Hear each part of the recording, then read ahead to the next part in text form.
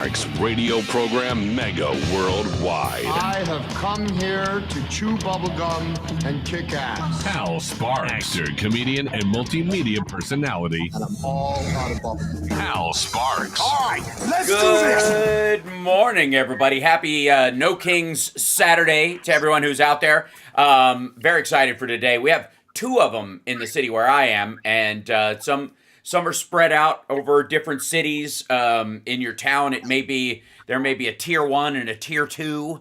Either way, go enjoy yourselves, make a mockery of the current administration, because remember, they cannot be shamed, but they can be embarrassed. Welcome this morning, sitting in for Johnny Million, filling his very big shoes, the lovely and talented Jody Hamilton. How are you this fine morning? I am well. I walked a few miles already, going to walk a few more because there's a protest, a rally actually, about a mile and a half from my house. So a bunch of people are meeting me. Angela Shelton of the Detroit Sheltons is meeting me. Excellent. And a couple other friends. So we're all going to just meet at my house, and then we're going to walk down. And our rally is from 11 a.m. to 1 p.m. in Studio City, California. And there's another one in Burbank at 2 p.m. I mean, they're all over the valley, let alone the rest of the city. It's huge. Yeah, there are two. There's two here in Las Vegas. One in the morning, right after the show. I won't be going to that one because I won't get there in time to launch, and it's on the north side of Vegas. Then there's a second one in front of New York, New York. So I feel like we're hitting two locations at once. Like I'm marching here and New York / Paris by going to that one. That's at 4:30 our time this afternoon, and then. I'm curious in the chat room who we have with us today. Hi, Sparklers. Where you guys are going, where the No Kings rally is near you. If anybody's going to the one in Chicago, let us know in the comments and in the chat room, and we'll discuss that a little bit. Now, you know it's working before it's even started when you have Donald Trump saying this morning that he's, yesterday, but it's rally. This is him talking to Maria Bahama, who's on Fox Business. I don't know, Jody, if you're familiar with Maria Bahama. Yeah, her eyes are like flounder eyes. They're to the side of her. Yeah, it's amazing. So here's him going. Apparently, he's under the impression that we don't know he's not a king. Do you think that the government shutdown is all about this rally that's happening this weekend, the No Kings rally? No, I mean, some people say they want to delay it for a king. This is more not a than king. You know, they're referring to me as a king. I'm not a king. Right. No, but just. Yeah. Okay. First of all, dum-dum, I gotta say, no one is referring to him as a king. No one's referring to him as a king. We're telling him he's not a king. That's the thing. Right. And it's all like, not a king. Like, yeah, we know. We're just making sure you're reminded regularly, because the other thing too is like, the way he said it is like, I'm not a king. You almost expect him to follow it up with, I'm a dictator, which is very different, because kings don't have faux elections where they stay in office forever, But I will say that there is an argument, and what say you, Jody Hamilton, that what Trump is actually trying to instill is not based on fascism, because he doesn't, I don't think he's smart enough to understand the complexities of fascism, which is this co-alignment of corporatism and governance, and that he's really a paternalist, which is this, is how you launch a monarchy. It's a patriarchal system based on this illusion of merit. Whoever punches their way to the top. It's a UFC your way into the White House, and then stay there by handing it off to your closest son or sycophant. Right. And that seems to be closer to what he's talking about. And I agree. I think that if he were to be a king, he would love that. He would love it.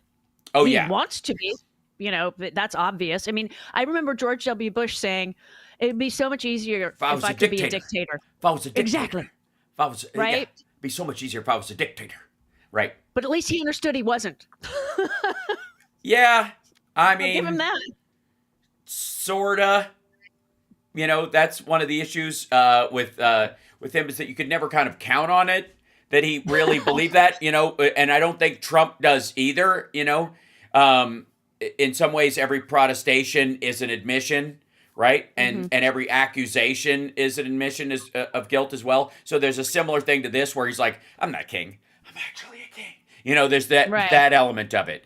So it's a hint in battle when he did this in The Wiz, when he's like, don't applaud, but please applaud. Yes, that's exactly it. And it's based on this kind of like, weakened ego position that he's always in, where, and the worst thing about him is this thing where you can just give him a bad idea really easily. Where he get and one of his issues, and this might be the primary one, is that, and I brought this up this week on the show, was Trump himself thinks that Obama was a king, ruled like a king. Right. This whole myth about they shoved the ACA down everyone's throat. That he didn't even, they passed a bill nobody read through a Congress, that nobody, and rubber stamped it because they're afraid of the king, which is nowhere near true, or it would have had a public option in it, period. Like, that's how it wasn't passed that way. The original text was modified greatly from what the president presented. That's proof it went through a process and was effectively defanged in certain areas and boosted in others. There was definitely a give and take in it, but it went through the process. But Trump and his followers all came to this conclusion that he did it magically, because they didn't pay any attention to the legislative process. They have no interest in that. And so they sold this idea that he ruled like a king. He did whatever he wanted, and he's doing it illegally, like DACA and those kind of things. That's how they talked about it. And then Trump got in and realized, actually, there's a lot of laws holding you back. And now he wants to end those things with the help of Ross Vogt and with the damage that Bill Barr did. Right. If he could have his way, because he's used to being a CEO and the ruler of his little fiefdom. Yes. So he's used to people kissing his ass and doing all of those things. And right. So for him to, at least the first time, there were some guardrails, and now, like you're saying, with Russ Vogt and Pete Kegbreath and others, and Pam Bondi, who, I swear to God, I can't believe that cross has yet to burn her chest. Right. Sure. Yeah. And with Caroline, I mean, the two of them, with the lies they spew constantly, and then with Mike Johnson as well, saying that this is a hate America rally, which means, wait, if this is a hate America, that means you're pro-king and you're pro-fascism. Got it. Right. Well, or that's what he thinks America is and should be. And there is a distinction.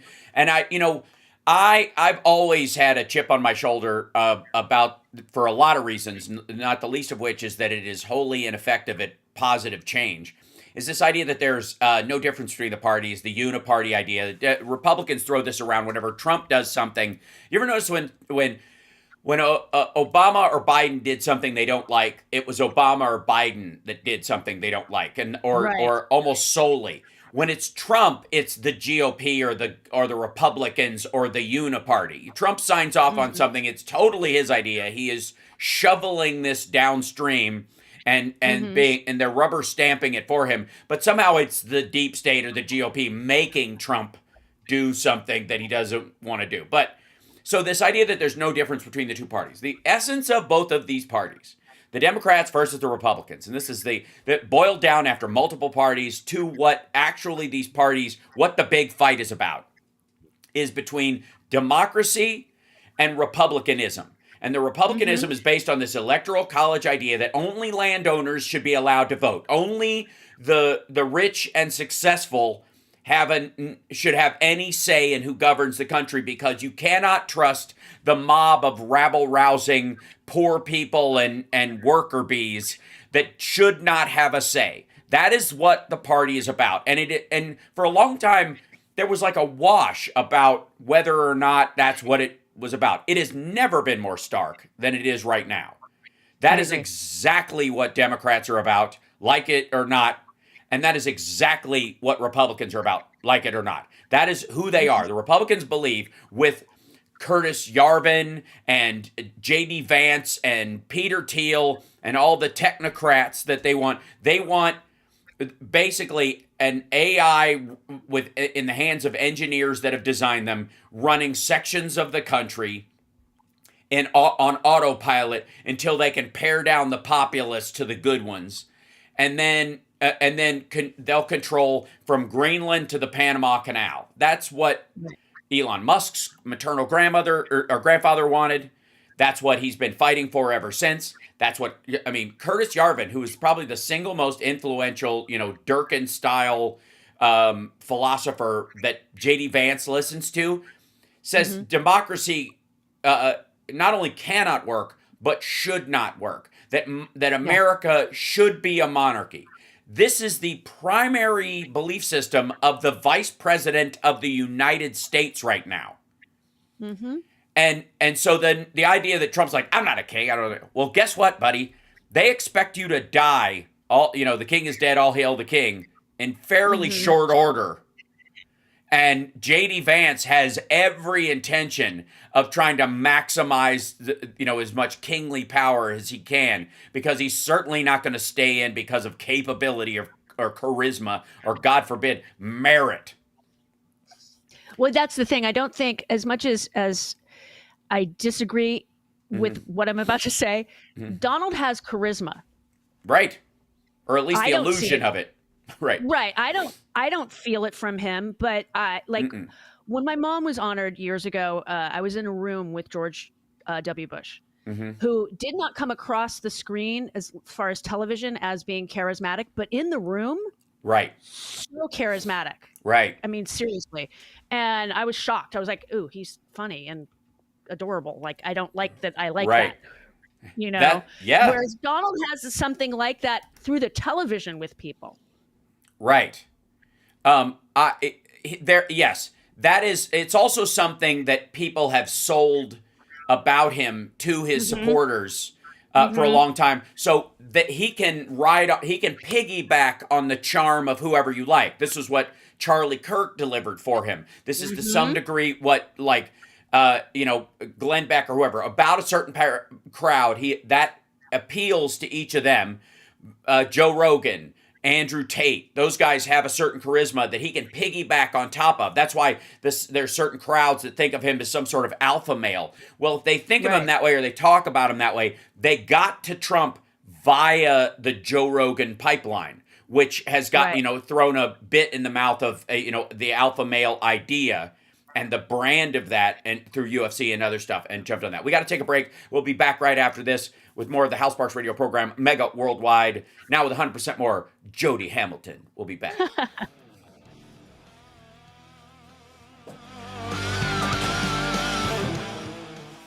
All right. Yes, everybody's yelling, Jody, Jody, Jody, Jody. I said, somebody's getting audio slapback on my earbuds. Are you hearing a slapback on mine? Ever so slightly. Like, it's not a lot. I can turn it down. It wasn't a ton. Yeah. I can turn. Is that better? You sound great. Yeah, you sound great. All right. There's the chit chat room. What's up? Hello, chit chat? Chat room. Hello, chit chat. There you are. What's going on? I know that Karen in Chicago is going to meet up with Jill Wine-Banks today at the Chicago rally. Nice.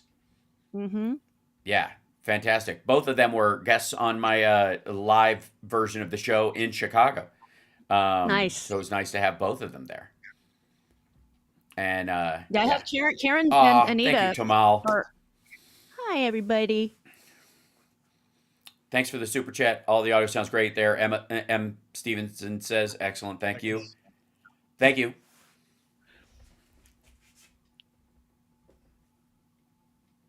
Jump back over. Coming back in a second. Okay.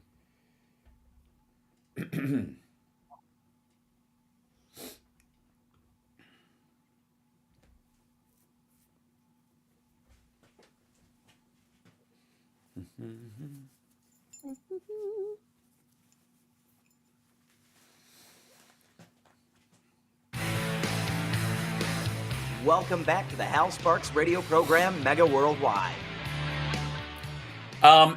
Jody, I don't know if you're aware, but in Chicago, like Trump wants to send troops, but he's already sent something that I think nobody ever expected him to send, and that was, of course, palm trees. I don't know if you saw, but in this warning about Chicago, violence in Chicago, there was this, ever so horrible, scene of ICE agents having to chase down a terrible, terrible person that was in Chicago's palm tree forest.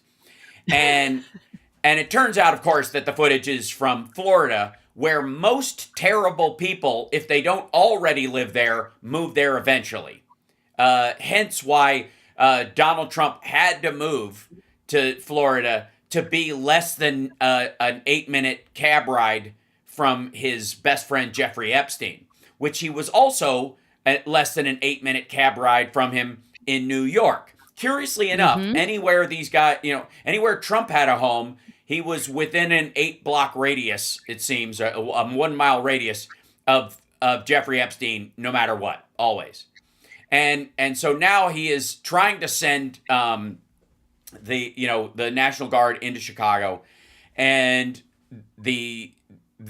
I mean, obviously, we understand why we don't have the military policing our streets, why especially a state like Illinois doesn't necessarily even want to have to call up their own National Guard when they're not necessary, or make them support ICE to do something like stand there and look severe so that it makes the Illinois National Guard look bad because they have to go home and some of them live nearby. So they want to send in the Texas National Guard, who don't care about anybody and aren't afraid of doing damage in other states. They don't want to do this in their own state, ironically enough, but they want to.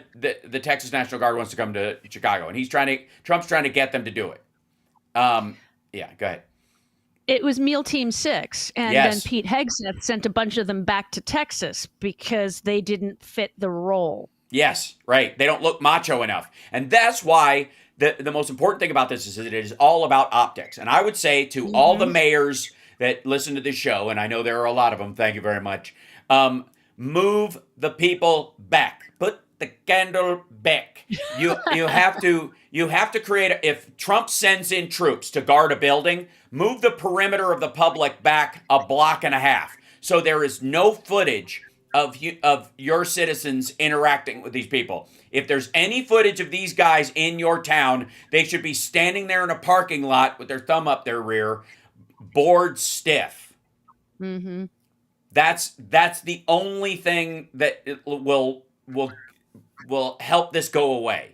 If you continue, if he is allowed to ratchet this up, and then let's be clear. The reason he's doing this is because he knows there are people, black blockers, anarchists, people with general grievances, fledgling serial killers, whoever in every big city who will come out and for any justified fight they can be a part of, that they feel like, oh, this gives me an excuse to throw rocks at cars, I'm in.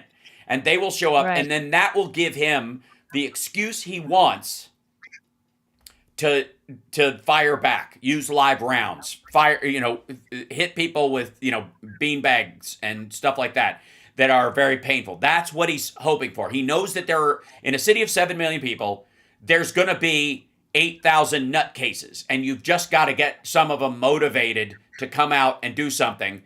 And then you will use that as a predicate to go, see what happens. They have no respect for law enforcement. We had to do this. LA was going to burn to the ground. That's what we've heard.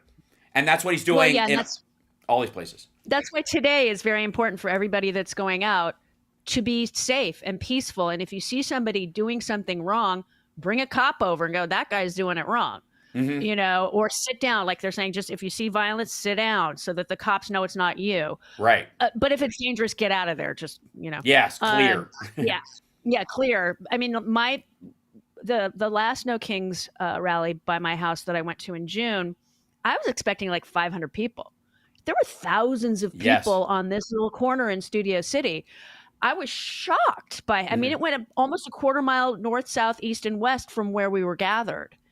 And that's a lot of people. I mean, it was jam packed. I met Annette Benning that day. She was very nice. Anyway,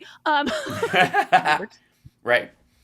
Random. Sure. But no, and so today we're all kind of figuring out, people are meeting me here. We're going to walk down and be safe. Just be safe. Right. Be joyous. Be happy. Enjoy. Bring your American flags. I have flags for everybody that's coming Yes. over today. Mm-hmm. So just be happy. Be joyous. We are not a monarchy. We fought against that. Hi, that's so American of us. Yeah, crazy. Also, the element of Trump, I had this idea, and I don't know why it took me this long, because I've to figure this out. It bugs me when an idea occurs to me, because I always feel like it should happen sooner.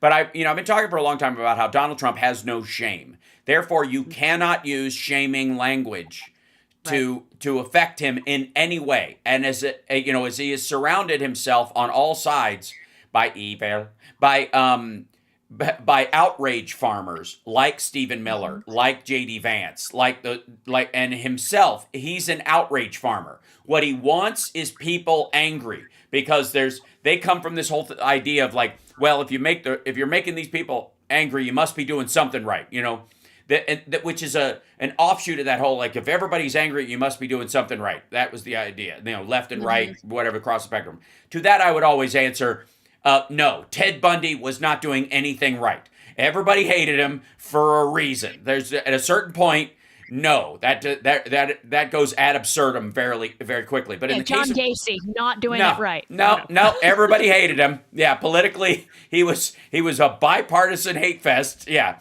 and in this case, Trump, though, if Democrats, liberals, progressives, whoever are upset, that's enough for him. Even if they're upset about something that his own supporters are also upset about, but they're not in the street about it. This would be like healthcare right now, like the woman that called in and talked to Mike Johnson on C-SPAN. Like that's why his numbers are the worst of any president right now, and they have nowhere to go but down, because of what's lined up ahead. The tariffs are just kicking in. The price increases from those things are going to kick in. The job losses from automation and AI, these factories he thinks he's bringing here, are going to have no people in them. So there's going to be this huge, that's all happening. That is all happening. And there's no way he can outrun it. So what I would say is that you cannot shame someone who is shameless. Don't try to shame the shameless. You can embarrass them, though. You can mock them, because that's what he can't handle. He cannot be, when he's made a joke, that's when he hates it. That's when he freaks out. And so I would say, make your sentence as funny as possible. Always mock him and remind him that he is powerless where he is. Even if you think, oh crap, he's grabbing as much power as he can. That is true. But there is a glass ceiling and there is a wall that he will not be able to break through, because there are other Republicans stopping him. Even if they don't want to, and even if they don't want to be seen doing it, they are. Right. Because for their own benefit, by the way, they would like to be in power someday. They want to take Don Jr.'s, they don't want Don Jr. to take their spot. They don't want to have a monarchy where they're automatically out. So a bunch of them, and we'll get to Thomas Massie in the next block, which is why Trump went after him so hard this week. But this specifically deals with climate change, and how unsuccessful our side was of convincing Republicans, especially, and making them ultimately hostile to the idea of taking care of the environment. Because you and I would feel ashamed to damage the environment. That would be Absolutely. a shameful thing. We feel that. We recognize the damage. That's where, like Greta Thunberg, when she said what she said, we were like, yeah, that makes sense, right? The other side, if they don't feel shame, you will never motivate them by shaming them. As a matter of fact, they will think of you as the enemy, so therefore they will more shamelessly do it. I have a friend who was like, he would react to any talk of like vegetarianism or veganism by going, I'm going to go home and order a steak. It was a joke he would do all the time. I'm going to cook myself a steak. And he would do that as a joking rebuttal, but that's actually the thought form that a lot of these folks operate in. They're automatically hostile to anything, being told what to do and shamed into doing it no matter what. I don't care if it's kid damage. I don't care if their parents did it. Doesn't matter. But they do that. And that's how Trump's crowd is. You cannot shame them into it. There are only two ways to motivate them. You can mock them into going away or changing their position because it's embarrassing. because they are found to be stupid or weak or viewed by the public as being lame. That, honestly. The other way is you have to motivate them to innovate their way out of it. If they have the capability to even have functional thoughts, you have to motivate them to go, why are we still using fossil fuel? This is so stupid, and it gives kids asthma. Like, so why don't we, Right. there's got to be something better. There's an element of that thought form where they will not be ashamed about what has come before, but they will move towards innovating. That's the split that's going on in Trump world in terms of their version of republicanism right now. And it is a schism that will be irreconcilable in the next midterms. We got to take a break. We'll be back right after this, and I'm going to talk about how Trump wants to get rid of Thomas Massie ASAP. I bet he does. Yeah. I bet he does. That's right. We'll be back.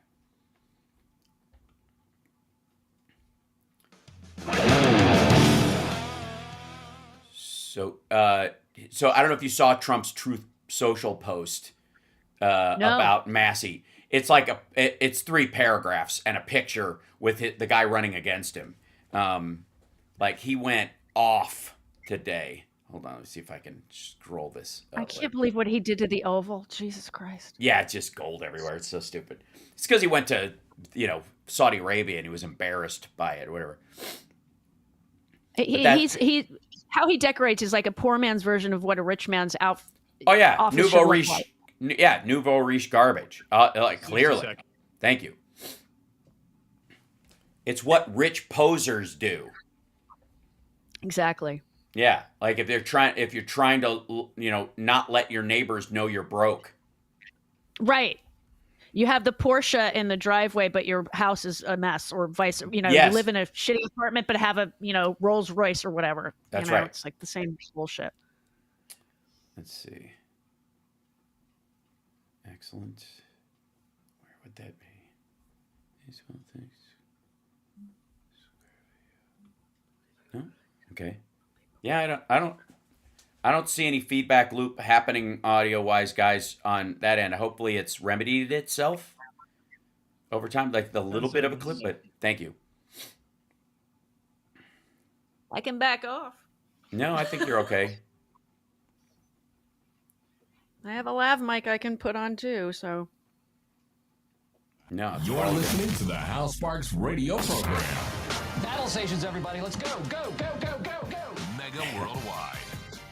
So Jody Hamilton, thank you for joining me this morning. My pleasure, sir. Thomas Massie has been an unexpected thorn in Trump's side over the Epstein files. Yes. Basically since he was sworn in. Largely because he, I think, took Trump and the people around Trump at his word and expected that he would actually release these files. Mm-hmm.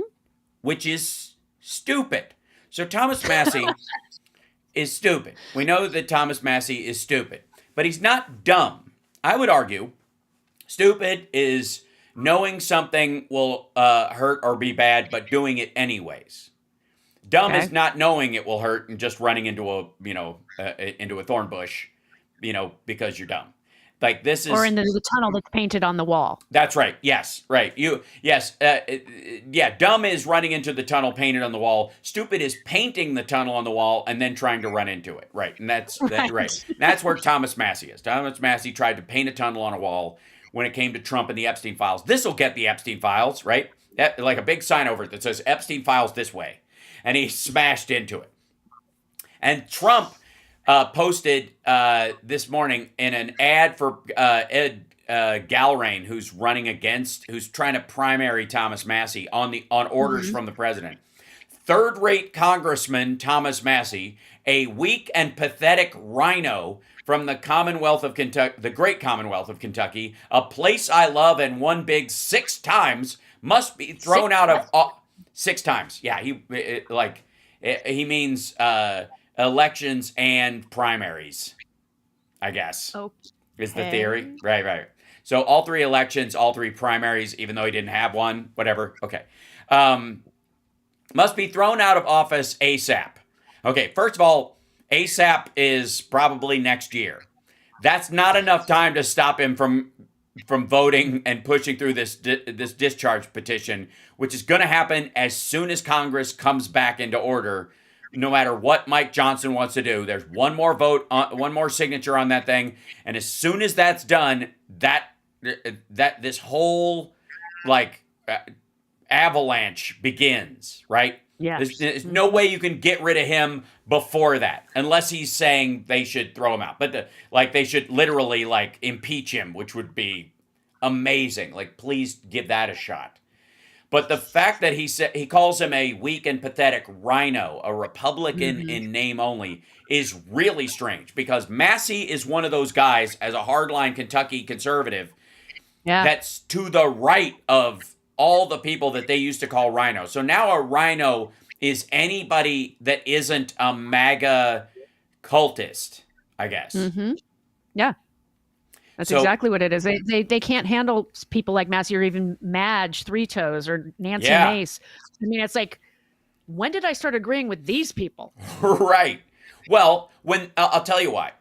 When that happened is, and I said this as soon as he was elected. I've been using this analogy all along, and it is becoming increasingly true.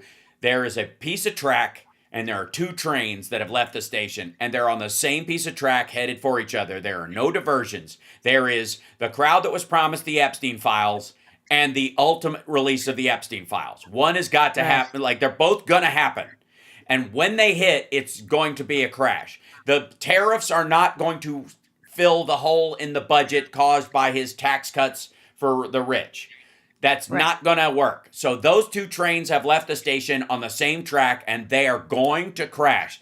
None of his policy is going to bring prices down.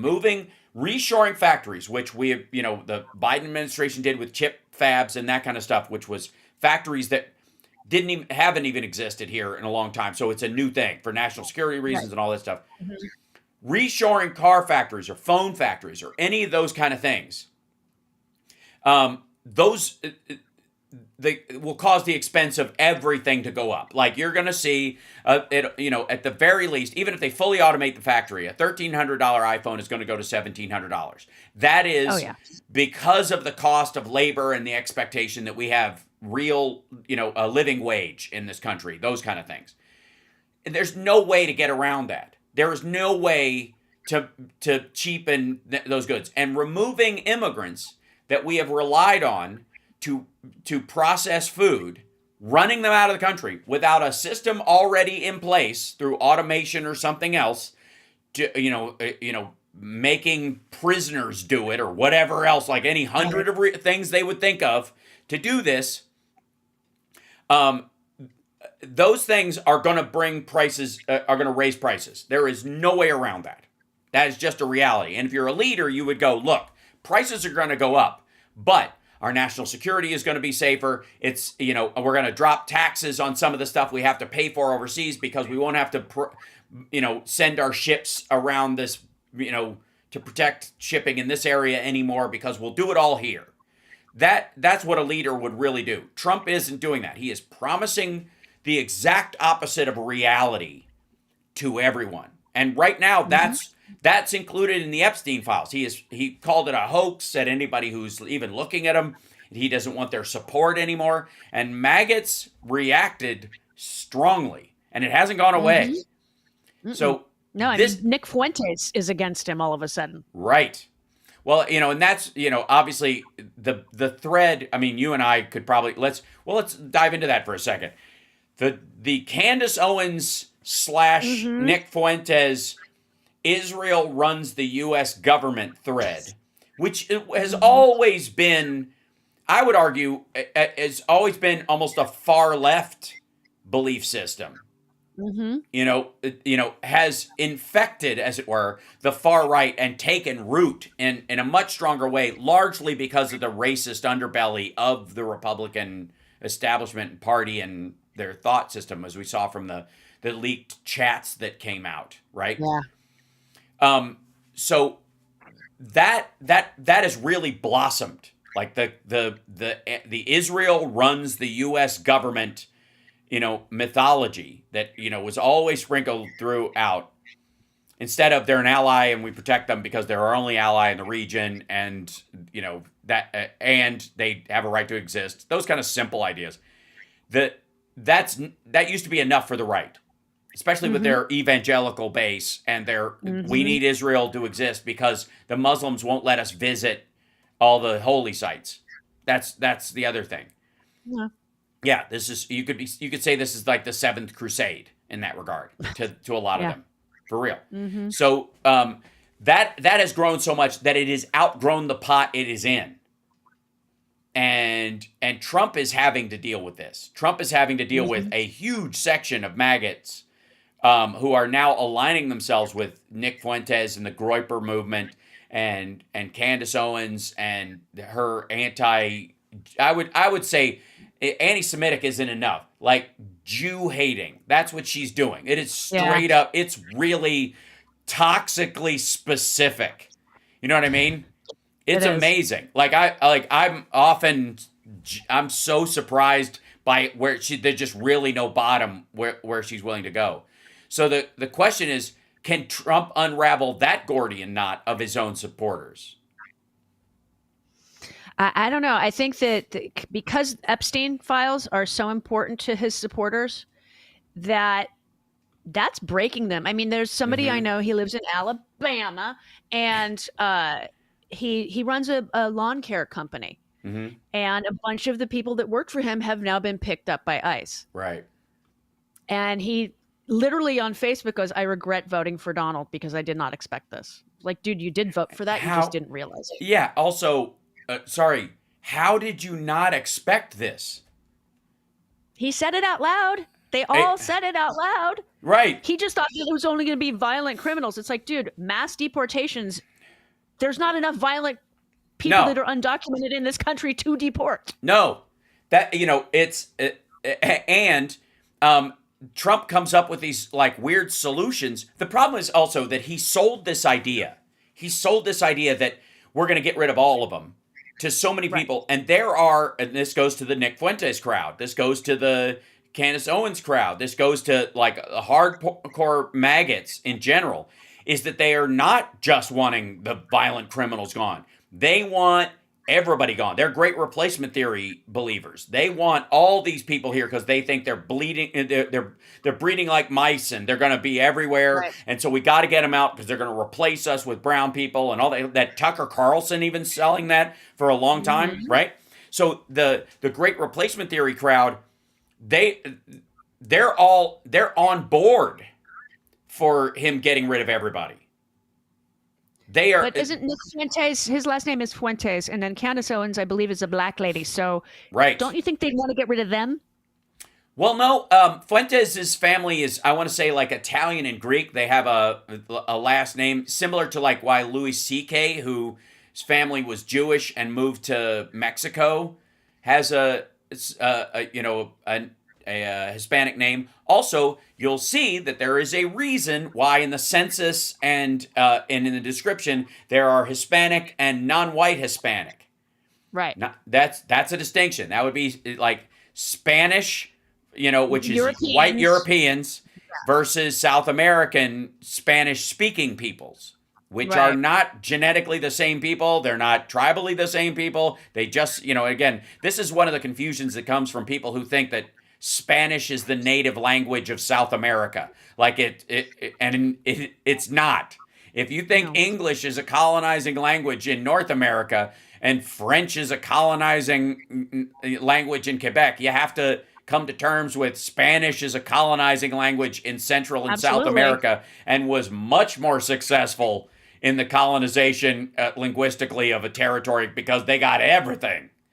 Pretty much, yeah. Which I guess, except Portuguese, and then right? Spanish. Yep. Yeah, those are the only languages that I can think of off the top of my head. That's right. So Fuentes would view himself as, I think Italian and Greek or something like that, just with a Hispanic last name. Now, I would argue that ICE doesn't seem to care, and if they saw your name was Fuentes, they would probably just scoop you up, put you in a room for a little while, and if you didn't have your passport on you, just deport you right away. So no wonder Nick spends a lot of time in his basement. So but that is a distinction that crowd was not expecting just the bad people. They expected to start with the bad people. Why? Why would you start with the bad people? Because they're already in jail. The 11,989 people that Trump talks about, the reason we know where they are, well, yeah, they're already in jail. And the idea that you would take them and then just release them into their home country, is insane, because essentially that means Donald Trump thinks kill an American, get a free flight home. Yep. And so at what point do if you're talking about like we can't pay for hostages because everybody will start taking hostages, that theory that's been around for a long time, then if you set up a policy like that, then Iran or whoever they are will just send somebody in to murder an American, and then we'll just deport them immediately. They just fly right back to Iran or through Venezuela, where they were allegedly flying through, and all that kind of stuff. So Trump is really... There is no way to unpack this. There is no way to set this up in a way that he gets out of this by pleasing all of his supporters. And he promised everybody so much that is incongruous with reality, that I just feel like the bubbling anger that is there among maggots about a bunch of what he's doing, including the Gaza peace deal, which, by the way, they liked for all of 8 hours, and now they're like, this is such crap. Candace thinks Israel got everything it wants. Everybody else thinks that Hamas got everything they want. It's amazing. Like, watch them chew each other about this. I just sit back and kind of applaud, because they're both groups. Popcorn is good. Yeah, it is. It's a good time.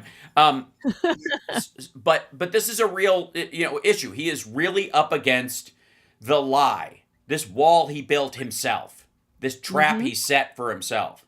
We got to take a break. We'll come back after this. By the way, what's your schedule on your show before we go to break, real quick? Today or during the week? Yeah, during the week. During the week, we are on, depends on the radio stations, but we do our show. We record it in the afternoons, and then it's up on WCPT. It's, I think, 8 p.m.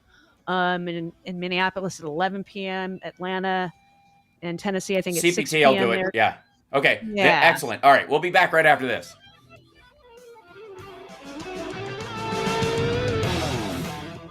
Yeah, I didn't know what your timing was on CPT, so I wanted to get that out. I believe it's 8 p.m. It's 8. Yeah, thank you. Yeah, thank you. Okay. Yes, didn't have it right in front of me, so I was, yeah. Well, yesterday we had Martin Sheen on our first hour, nice. so CBC got that, which was nice. Yeah, he's got a new podcast that he's launching. So right on. Is it West Wing? Yeah, besides themed? Nicole Wallace, it's poetry. He reads poetry and talks about his life. It's 20-minute long segments, and they've already recorded, I think, 20 shows. And so we were the first show to be on last night, which was cool. He's lovely. Yeah. I'm sure you've met him several times with Ms. Miller and I have stuff. a couple times, yeah. Yeah, he's a dear. He really is. Yeah, he I never get to talk to him at length, because whenever I'm always with the crowd in it, and so everybody else bogarts his time, and I'm one of those people like, we'll hang eventually. It's okay. Oh, you will. Trust me. I've been to his house twice now, and both times I was expecting to be there at limited time periods. First time I just expected to drop off something and then nice to meet you and go. I was there for an hour and a half. And then Lonnie and I went a few weekends ago to talk about the podcast with his daughter, because she's producing it. We were there. We were going to be there just for brunch, like 11:30. We thought we were going to leave at 1-ish. We stayed till almost 4 p.m. You're locked into the Hal Sparks radio program, Mega Worldwide. We were just during the break extolling the virtues of Martin Sheen, who is he's fantastic. He's good people. He is. And I have to say, one of the things that I'm always curious about is the back and forth, the obvious hypocrisy of the QAnon crowd, who were all about Hillary Clinton eats babies, and the PDF files, as they call them. that run the government and all this stuff, and yet their undying support for Donald Trump, Jeffrey Epstein's wingman for a quarter century, the man who Jeffrey Epstein said was his best friend, who effectively replaced his dead brother Fred with his relationship with Jeffrey Epstein. And by the way, the relationship he had with his father, he replaced with Roy Cohn. So in the case of Donald Trump, his only real bonding male relationships as friendships were both with, as they say, PDF files. Yes. And one of the things that has come out, obviously, is after Virginia Giuffre's taking of her own life, she has a book she wrote that came out finally. And in it, there is a quote that is making the rounds, right? That sort of caught on. And this has to do with, she goes, you wondered if about his death in prison. And she said, he'd always suggested to me that those videotapes he so meticulously collected in the bedrooms and bathrooms of his various houses gave him power over others. He explicitly talked about using me and what I'd been forced to do with certain men as a form of blackmail, so those men would owe him favors. Could it be that someone who feared exposure by Epstein had found a way to exterminate him? To which I would respond with a, well, duh. Obviously, yeah. She goes, as details came out, nearly everything about Jeffrey Epstein's death seemed fishy. I can make a case for either suicide or murder, the Telegraph reported, is what's in the book that's coming out. Being in jail, she explains, stripped him of his power over young girls and a chance to rub shoulders with the rich and influential. That would certainly have made him want to end it all. The problem with that, though, is that he was about to, in theory, make bail, and Trump, in theory, would allow him to punt this stuff until he could flee the country. Right. That's where they were going with this. And so the idea that he would eventually, that he would do himself in, the big reason for him being on suicide watch was his roommate who had allegedly beat him up, his cellmate who had beat him up, saying, well, Jeffrey, why are you hitting yourself? Stop it. Why are you harming yourself? Really loudly. Right. To cover the fact that that's where the beating came from. And so he didn't actually do that to himself. He was moved to a separate cell because his cellmate was beating him up, which is what happens to PDF files most of the time anyways. Yes. So I don't know that you and I've had a chance to talk about like whether he did or whether he didn't. But there is certainly a case to be made that it's curious that both of the two biggest profile people in this, one died in prison, one was moved to a cushy prison. Right. And Trump seems to be doing everything he can to give, at least for the time that the rest of the time that he's in office, give Ghislaine Maxwell for reason to not say anything. Bad things could happen, and while you keep your mouth shut, good things will happen. You get privileges if you keep your mouth shut and say I was a gentleman, but if you start telling the truth, you might end up like your boyfriend. Well, I mean, remember they shut down the prison. They had a lockdown for her to get some bigwig to visit her in said prison. And I've never been to prison, but I did live in dorms. And you don't want to piss people off that you live with. Right. So if a dorm is shut down because this person has somebody special coming over and the rest of us can't leave our rooms, that's not a good look. Right. Yeah, so it's been dangerous. And it's also hinky from a moral, ethical, and legal standpoint, because for those that don't know, Ghislaine Maxwell has allegedly been meeting in private with guests who have come to see her that are not logged, that are not her attorneys. They have a special room for meeting with attorneys in the chapel of all places. They let her meet with them in the chapel. Interesting. Which, by the way, because of religious protections, allows you to be in there and confide with people without anybody looking in, almost as if they were your lawyers. That's where like a Catholic would go to give confession. So the prison allows you to meet with people in there so you can do that. She's been using the chapel to meet with people, I would argue, as cover, and nobody, I haven't seen a list anywhere of who it was. Same. I haven't seen anything. This is the first time hearing that news. I just knew about the lockdown situation, so I had no idea that that's happening. It's ridiculous. She should not be in that prison. She is a child molester. Mm-hmm. Right. Yeah. And she was an active participant in it. She wasn't just facilitating it for someone else, which is awful. Was in there. She was doing it. She was participating in all of that. And even if she had been abused prior to helping to facilitate, that doesn't excuse what she did as an adult. It just does not excuse her at all. Right. And as we near the bottom of the hour, I would like to not only remind everybody that Jody has a show on WCPT 8 p.m.s weeknights, but also that you're going to be at the No Kings rally in Los Angeles. Studio City. In Studio City. It's in about an hour, and I've got Angela V. Shelton of Frangela. She's going to meet me, along with some other friends, an old colleague of mine, and some others. And so we're all going to just head down there in about an hour. So I'm looking forward to it.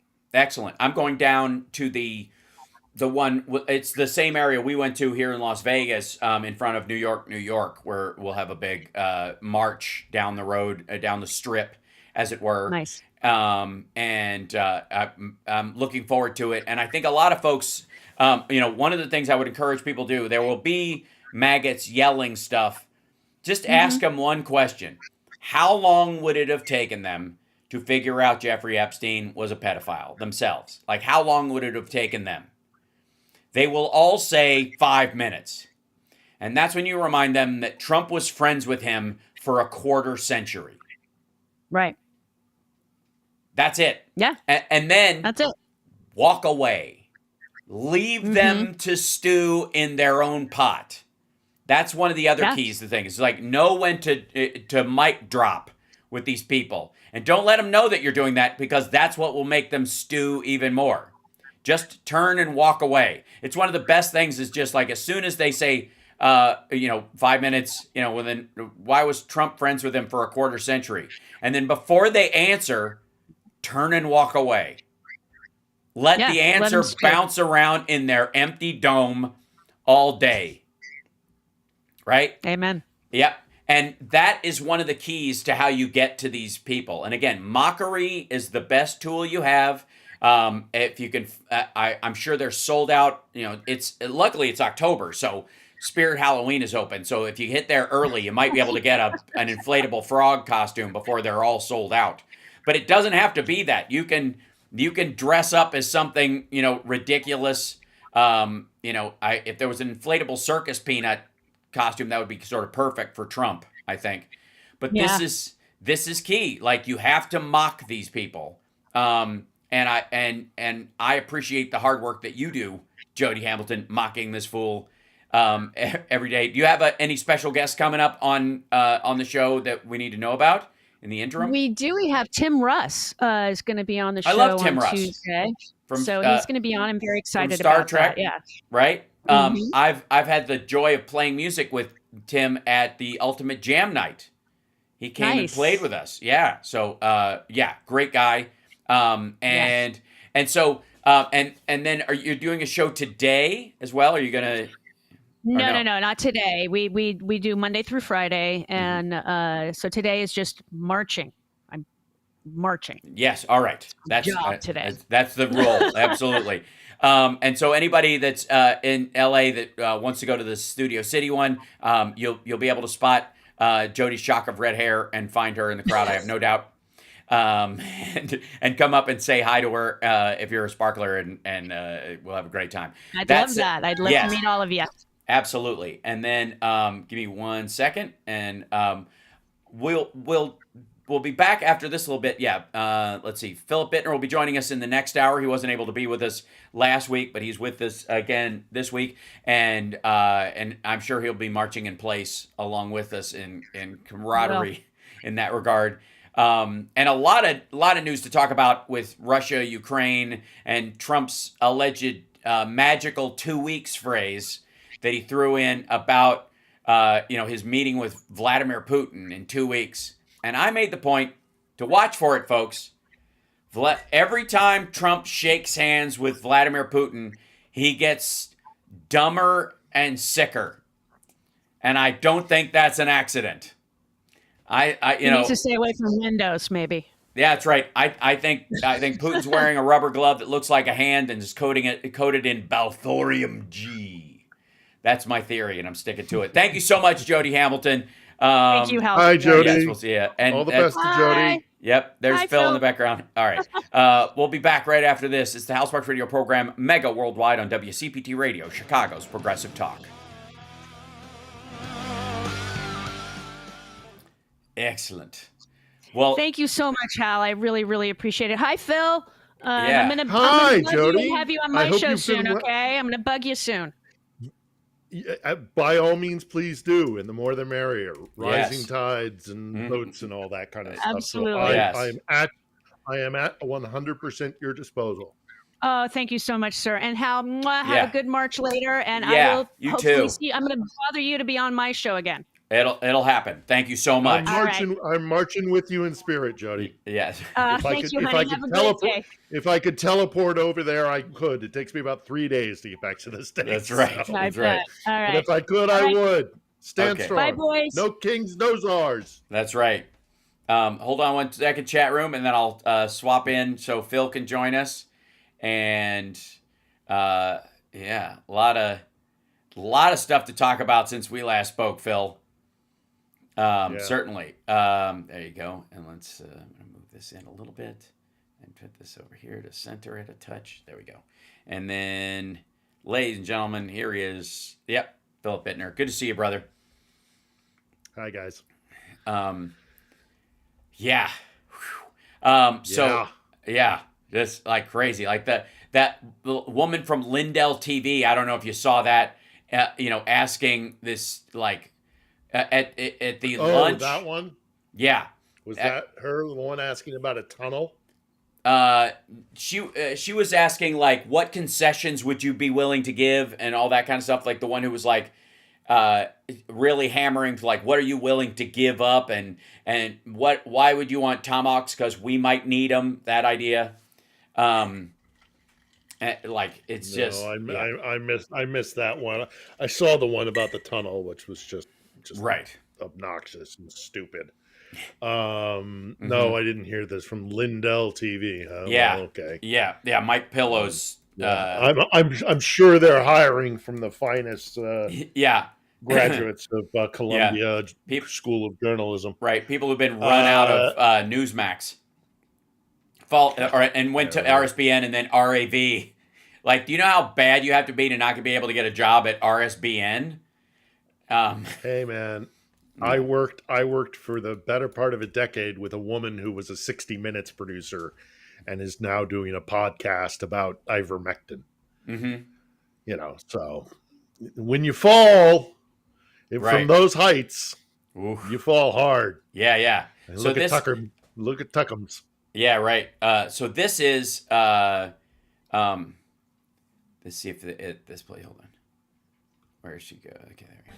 President Zelensky Sure. of Ukraine. Go ahead, please. Thank you. Our President Zelensky, President Trump, just brokered a peace deal in the Middle East that all Americans, both sides of the aisle, are very proud of. But to meet that deal, both sides had to make concessions. Our president has stuck out his neck in many ways to make a peace deal for your war as well. What specific concessions are you willing to make to end this war with Russia? Will you give up joining NATO? Americans have foreign war fatigue, and our president, as he said, we need our tomahawks too.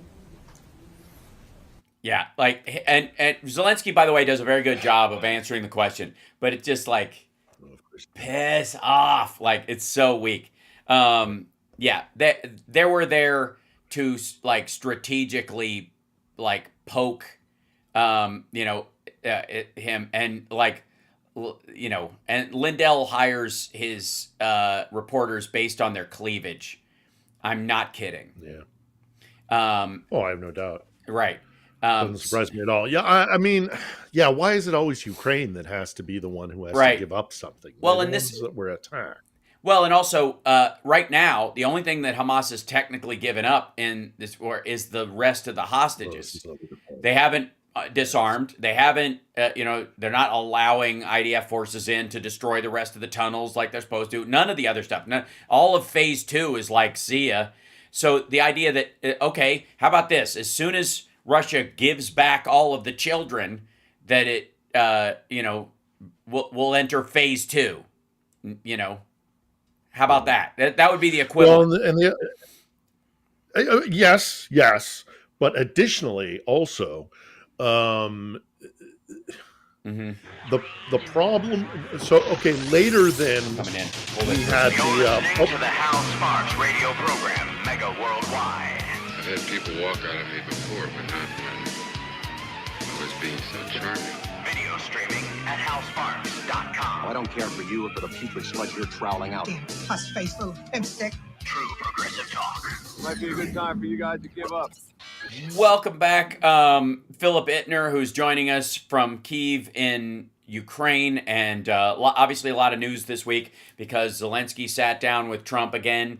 Trump seems to be warming up to Zelensky. I wish I could show it on the radio and it would make sense to people, but the luncheon that they had while Trump was extolling the virtues and the long-suffering of Zelensky at the beginning of their lunch in front of all these reporters, the scowl on J.D. Vance's face and his grimacing at every statement that that Zelensky was a good guy and a powerful leader who'd been through a lot, all that stuff.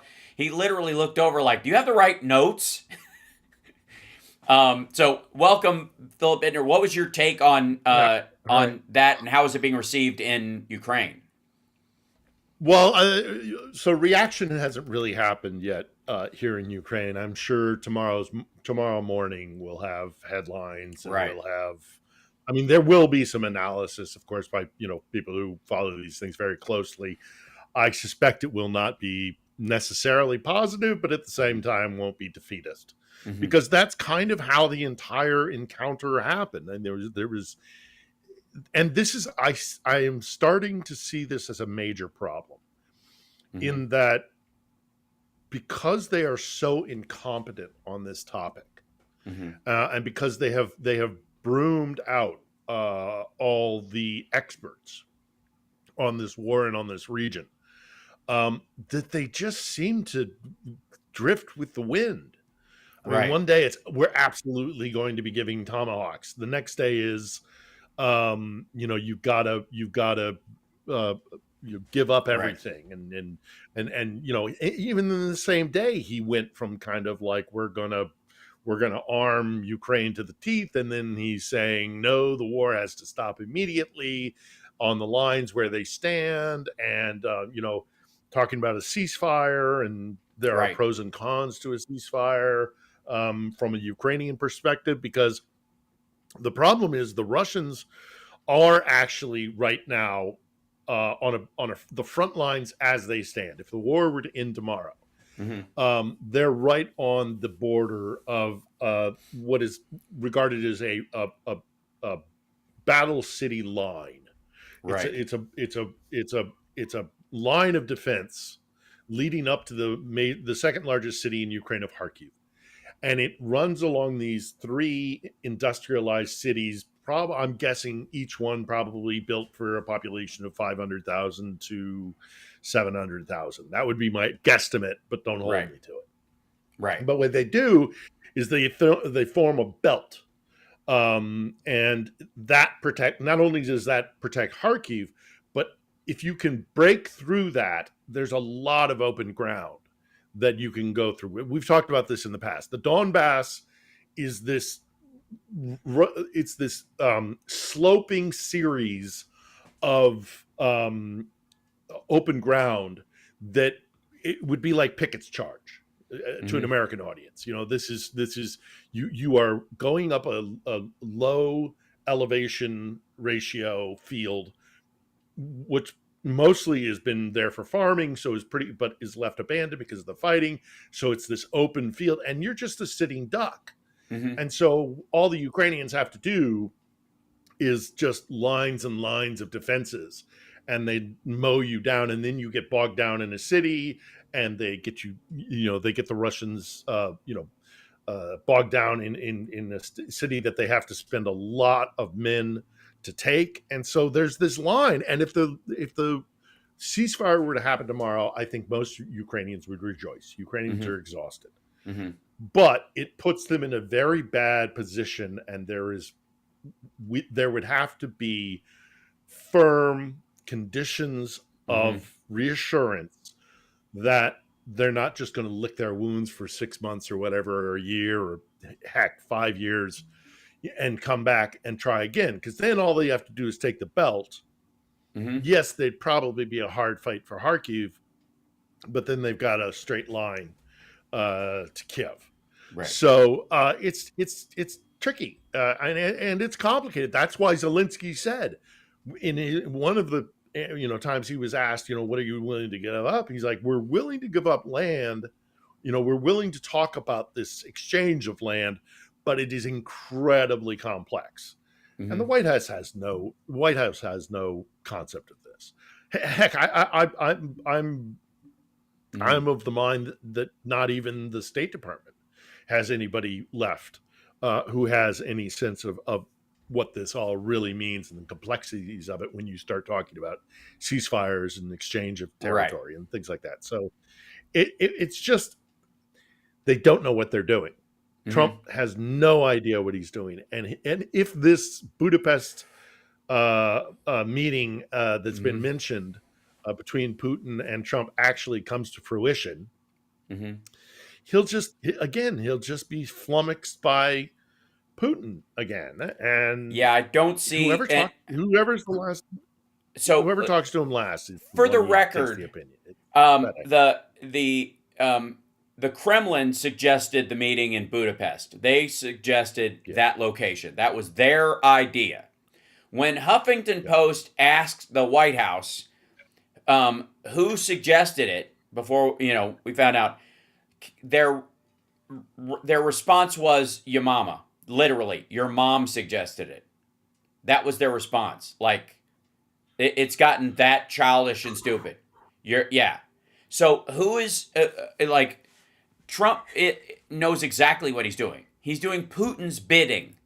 He's going to a location set by Vladimir Putin for yet another in a series of humiliations. The Alaska summit was singularly like the worst presidential summit that has ever occurred in terms of what was gotten out of it and just embarrassing the office and that kind of stuff. I mean, North Korea level. But it happened on American soil. And we didn't grab a guy who's an obvious war criminal when he came over. Like, it's that, who's been undermining our elections and messing with us. Now, granted, it's Trump, and Trump would not be president were it not for the aid of Vladimir Putin. Period. End of story. He wouldn't have been the host of The Apprentice for 2 more seasons if not for the intervention of Vladimir Putin, I argue. But in this particular situation, their response to it is your mom picked the place. That is how they are pushing back on this.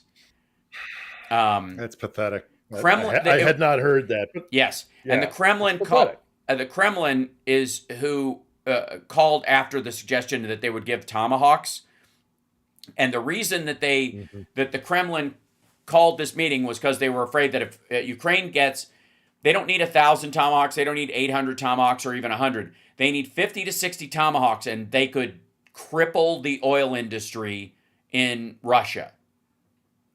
Destroy it altogether with 50 tomahawks. That would be enough to wipe out all of Russia's oil industry. And that's and Trump was talking about, I think the number was 25 or 45, depending on which week you're talking about. And so 45 would be plenty to put them on the back foot entirely. I mean, because I would argue it's probably less than that. I think every number we should just assume is an exaggeration. So yeah, the Kremlin has calculated, and this is from, I think, the Guardian put this together, where Trump managed, using the Tomahawk topic, to get under Putin's skin. The Kremlin calculated that 1,000 missiles are not needed. 50 to 60 are enough to cause a blackout in the European part of the Russian Federation or stop the export of oil. They could literally, and I would argue, splitting those between the two and just crippling both would be enough. Like, you wouldn't have to wipe it out permanently, but you could absolutely wipe out the power grid around Moscow and St. Petersburg and then destroy the oil industry entirely with that many Tomahawks. And they know it. And it's on the verge of, I mean, we saw footage this week, Russian soldiers drinking ditch water. This is from their own Telegram channel. I don't know if it'll play it right now in this particular thing. Yeah, but that's the image. There were other ones. These are the guys, just because they're out of water. They're not getting supplied. So the Russian soldiers, I mean, we've called this Operation Trenchfoot for a while for a reason. But this is, now it's going to be Operation Dysentery. They might as well be on the Oregon Trail. So the question becomes is like, as the clock ticks, during that 50-day pause that Trump gave him, as the clock ticked, it became worse for Ukraine because he was just allowing them to do whatever they wanted. And then after since then, as the clock ticks, it's gotten worse for Russia because they don't have the supplies. They don't have a coordinated strategy. They're still just using a meat wave. They shot down one of their own fighter jets with their anti-aircraft battery in, I think it was outside of Crimea that they had set up. So as the days pass, it just gets worse and worse for Russia now. And so if Trump, when Trump initially, we were like, we need to stop this and drive out Russia so we can protect Ukraine. Now it seems like they're pushing further and further towards, Trump wants to stop this to help Putin have an exit strategy. Yeah. Well, and there's also talk, there's a lot of talk of a potential third wave of mobilization for Russia. Right. I don't know how many they would call up, but certainly would be most likely be in the hundreds of thousands. Right. And does Russia, while at the same time, let's say you did get those Tomahawks, but even without the Tomahawks, the Ukrainians are doing significant damage to Russia's oil and gas industry, and it's unescapable. You can't ignore it. And if they got the Tomahawks, as you say, there would be no way for them to ignore it. So, that's why I'm not, even if Trump were taken out of the equation, I'm still very worried because a lot of the MAGA, I mean, look, you say there'd be no Trump in the White House without Putin. You're absolutely right. Yep. But I'd take it even further and say there would be no, significant MAGA movement in the United States without Russia either. Right. I mean, the entire thing. Yeah. Hence Tucker Carlson's defense of it. And not because he thinks he just knows that's where the funding comes from, and he needs it because that funding finds its way into his pockets by hook or by crook. We got to take a break. We'll be back right after this. It's the Hal Sparks radio program, Mega Worldwide.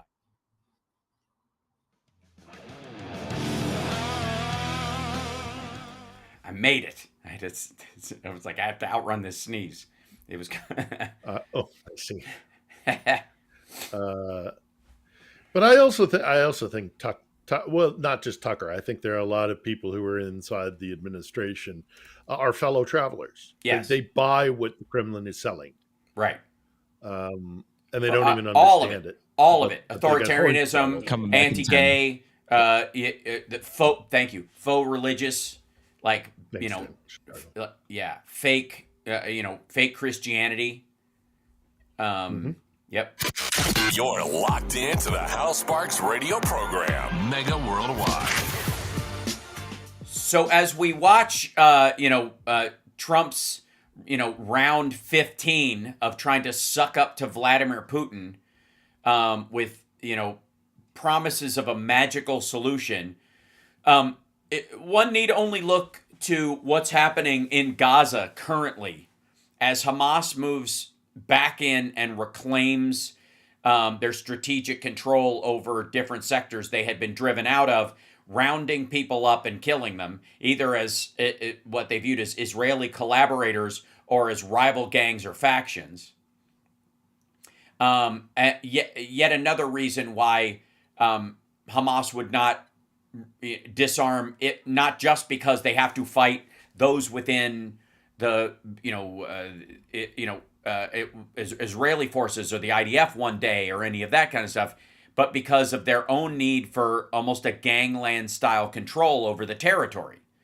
Well, Russia has a lot of similarities with that. There is no, there is a, Putin's back is up against a wall that he continuously builds behind himself, that, as he pushes himself forward further down this road, the idea of getting out of it gets harder and harder for a myriad of reasons, right? Because he's made promises he can't keep at all. And just like Trump has. Yeah, no, he's he can't stop and he can't keep going.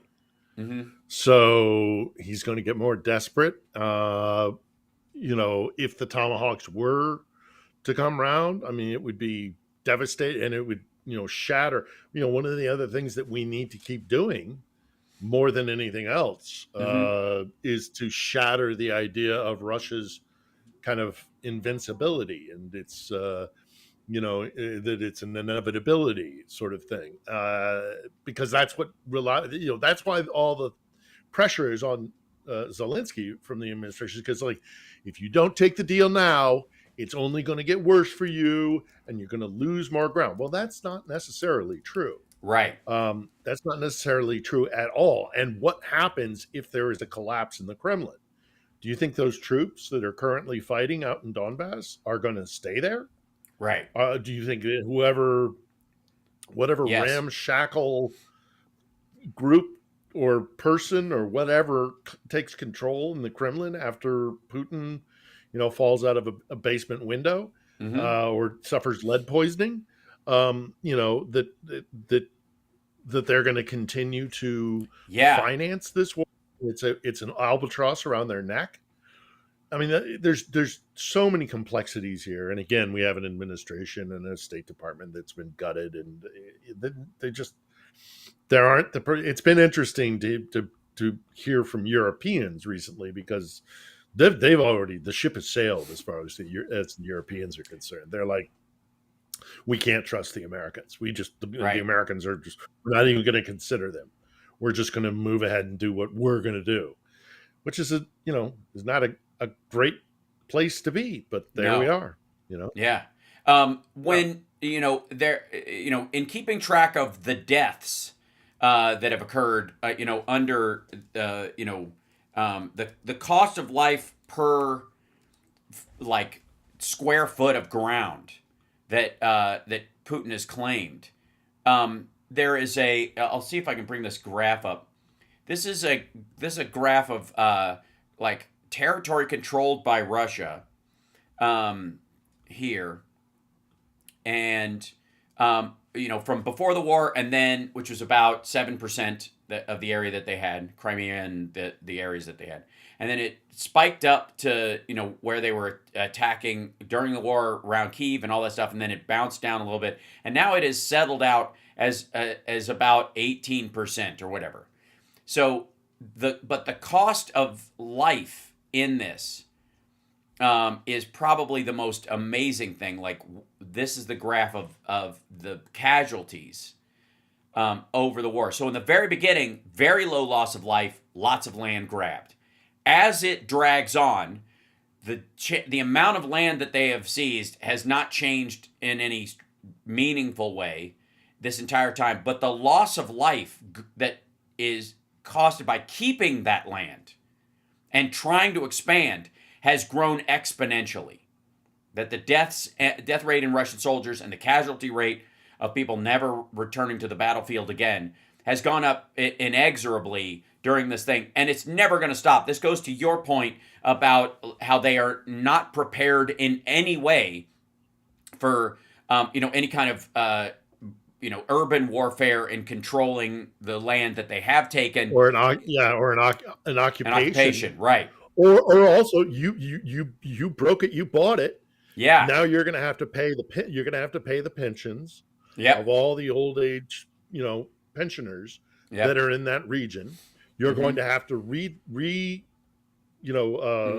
reconstruct all the power lines that you destroyed, all the water junctions, and we hear of serious water shortages in Donetsk City, the capital of Donbass. I mean, as I said, it's an albatross around their neck, and they've achieved nothing. Right. And so what are they going to do? A third mobilization? It's just throwing more men on the pyre.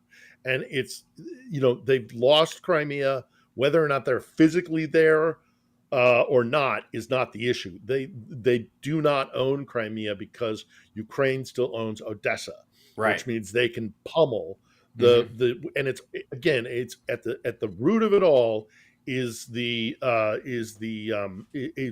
aspirations to be a great naval power. And this is their warm water port, and dominion of the Black Sea is integral to their sense of being a great naval power, and having that as a strategic cornerstone of their geopolitical policy. And also their Black Sea fleet has been driven out of Crimea and is now hiding on the eastern shore. Right. The whole thing has been a boondoggle. There's a woman who's kind of an expert on I won't be able to bring it up that quickly by hunting it down, but is sort of an expert on Russian strategic aims in that world, and she was pointing out that right now the Russian naval fleet is basically cornered in the permafrost areas up near the Arctic Circle, and that Sevastopol being useless, and the narrow point where they have to go past Turkey even to get from that warm water port to the rest of the world is such a convoluted pathway, and their only other option, I guess, is Kaliningrad or Transnistria. Is it that's their Baltic fleet? So Russia has 4.5 fleets. Right. They are based in the Arctic, the Baltic, the Black, and the Pacific. Yeah. Okay. Pacific is very hard for them to maintain because, contrary to what you would think with common sense, it's actually better to supply it for many months of the year by actually shipping stuff to their Pacific coast. Yeah. Because between basically between the Urals and Siberia, when Siberia really gets fierce, it is impenetrable for months, and it is far more costly to put stuff on trains and send it out to Vladivostok than it is to load it up on ships and send it around all the way to the Pacific. So their base out in Vladivostok on the Pacific Ocean is highly problematic. Right. They have the Arctic. No, go ahead. You have a question? I was just saying, I was saying that was the point I was making about their Baltic fleet idea, is that everywhere they are, they're either trapped by other countries that if they wanted to blockade that area, their Baltic fleet could be blockaded very easily. As could now that Finland and Norway are in. Yeah.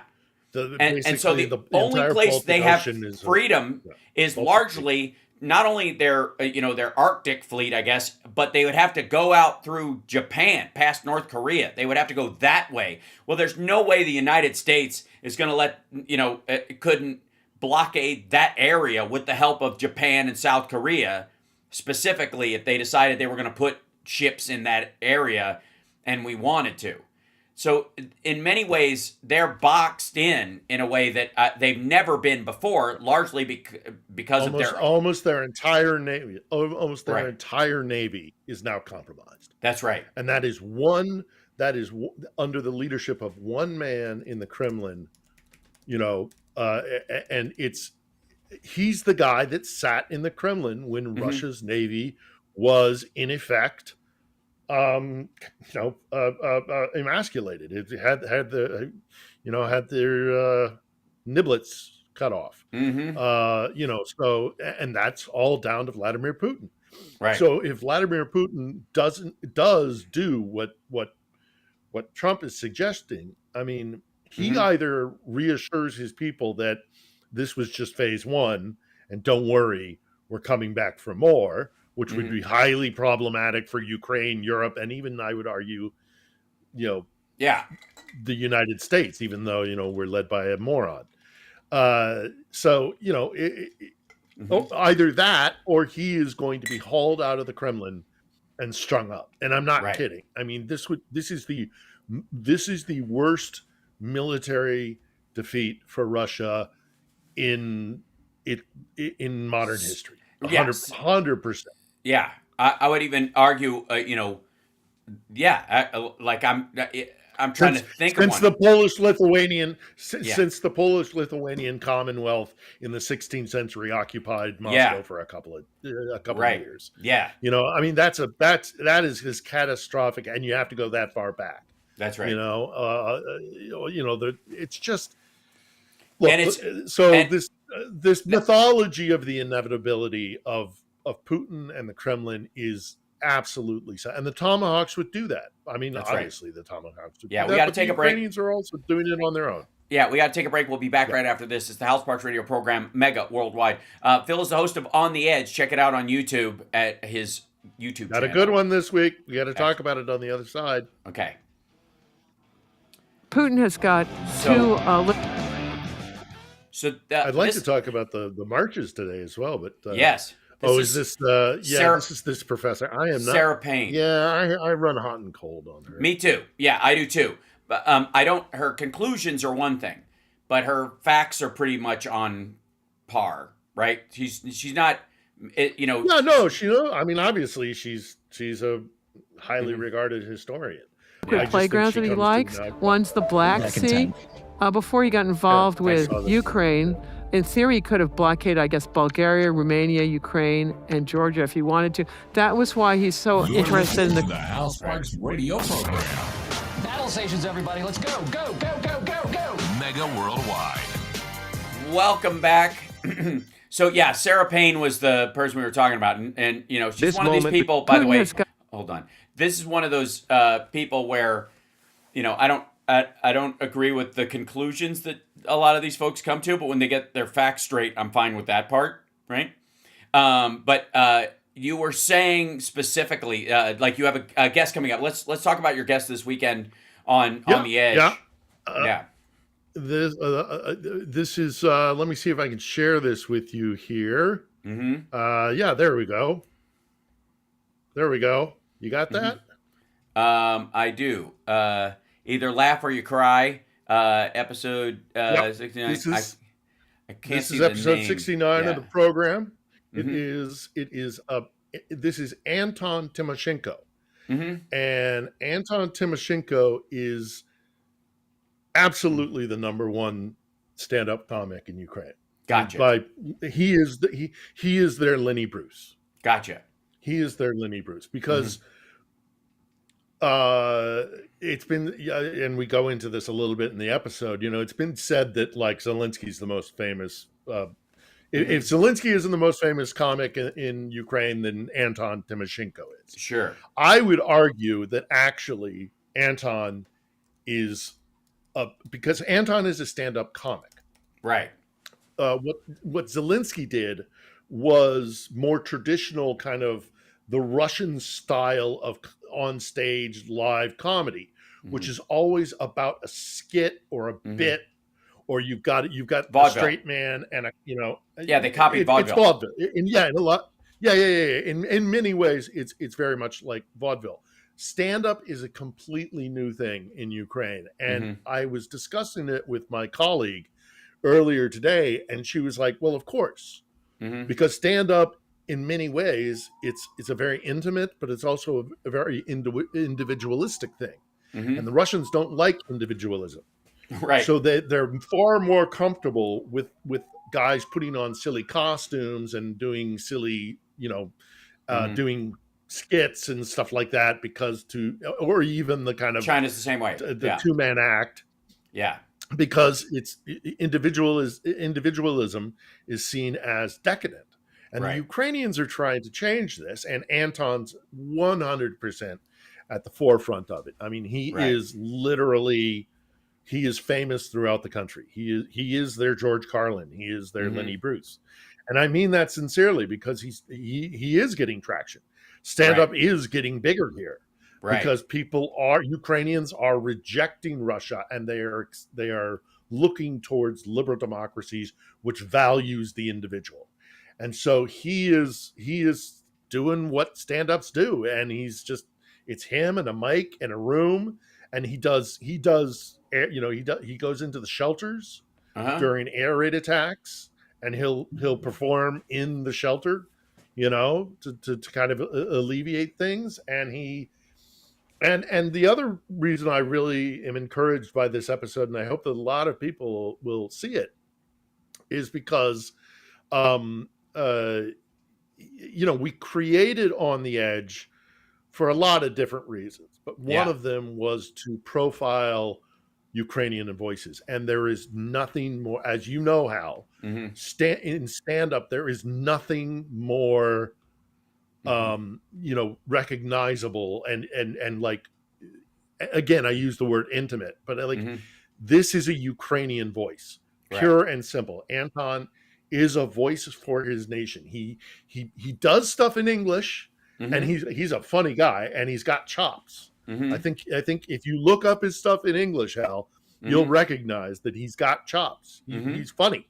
He's a funny guy, and he knows how to work a room. Right. And so we talk about that, and everybody should go check out his English language stuff. You might actually, I mean, he hits a little close to the bone on a couple of jokes that he takes at our expense when he's in New York. He pokes a little bit at our our gun culture and things like that. So he knows what he's doing, and he is a risk taker. And so we talk about a number of different things, trying to bring humor, gallows humor, which I kind of had to explain to him what that English language term was. Right. But nevertheless, like how to make people laugh when you're surrounded by all this terror and trauma and pain and suffering, and humor as a vital defense mechanism in that. And so we talk about working a room, about like maybe somebody surprisingly who has been less affected by this war would be offended at a joke that he tells, that somebody who's lost everything is going to just grab his sides and buckle over, because humor is a defense mechanism. Right. It is a way of letting that pressure, that trauma, that stress out. And so he talks about how he has to kind of walk this very close balancing act. We talk about the art of stand up and where it is in Ukraine, and what it means to transition to this new form of art from this oppressive kind of collective of the Russian Empire, which always tries to push you down if you poke your head up. They're gonna cut you off at the shoulders, and you can't do stand up if that's the kind of environment you're in. And he talks about the comedy clubs that exist around Ukraine. So we go into that in a little bit. We don't get too political. We don't talk about, we do. He lays a couple of gloves on Rogan and the kind of the comedy scene in the United States. He knows what he's talking about. Good. And we have a couple of laughs. It's not meant to be funny. He's not, I didn't make him do the dancing monkey, tell me some jokes. Come on. Tell me some jokes.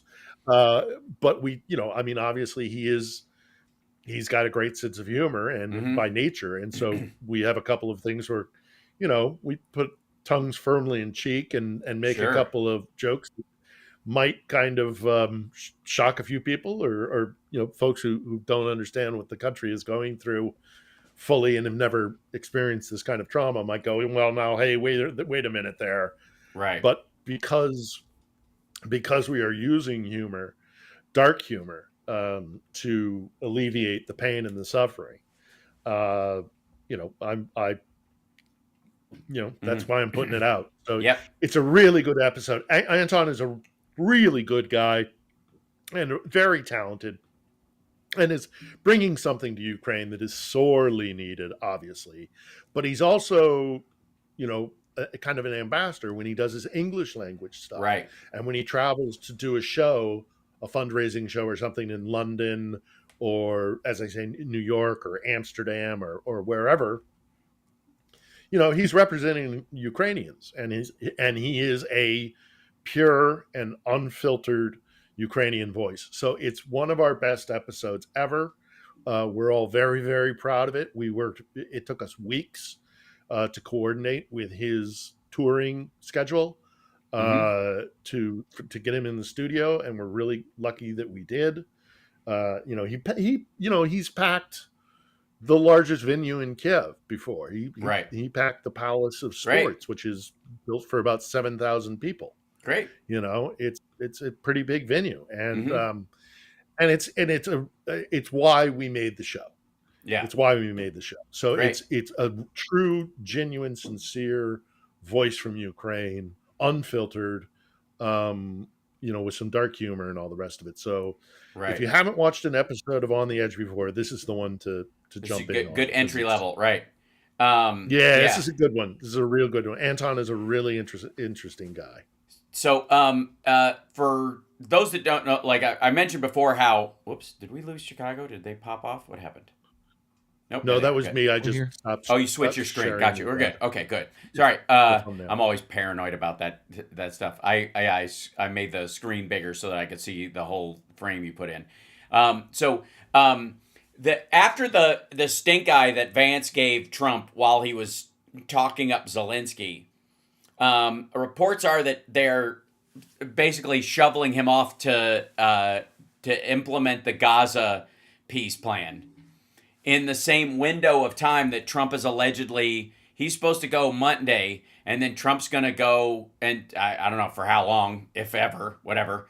He's going to go over there, and Trump's going to be in Russia. I'm curious if they will, it's been one of the first times our president and vice president have been out of the country at the same time, together. But it seems like they're, pushing the implementation process off on him. And I think that's one of the things that Vance doesn't look forward to if they have a ceasefire or anything that looks like it in Russia or some sort of agreement. I don't see that happening, by the way. Like every time they bring up what the stages would be, as silly as the 20-point peace plan that Trump was presenting, which was basically Biden's but looser with fewer checkpoints, basically in an attempt to make it easier not to fail, I guess, is the theory that he can pretend he had a win even if it completely collapses, because it was so broad we basically met our points or whatever. That there's the idea that he's going to sit down with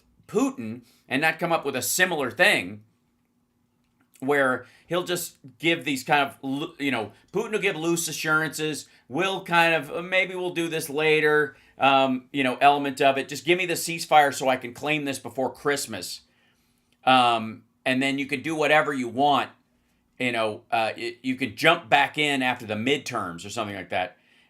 Whatever that kind of deal he thinks he's able to make with Putin, I just don't see it happening. Like, I don't see Hamas following through with the rest of the quote-unquote peace plan. They're going to seize the territory, and they're not going to cede control of it to anybody else. And so why would Russia? It's really odd. Well, yeah, I mean, Russia, as for all the reasons we just outlined, I mean, Putin doesn't have an option. He's painted himself into a corner. But also, in addition to that, look, the Ukrainians are not stupid. And they're not, and also, and I have argued this many, many times on this show in the past, is one way to get a Ukrainian government to not do what you want is to treat them like a colony. Is to treat them like somebody who has to bend the knee to somebody else. I mean, they were colonized for 500 years, give or take, by Russia, by Moscow.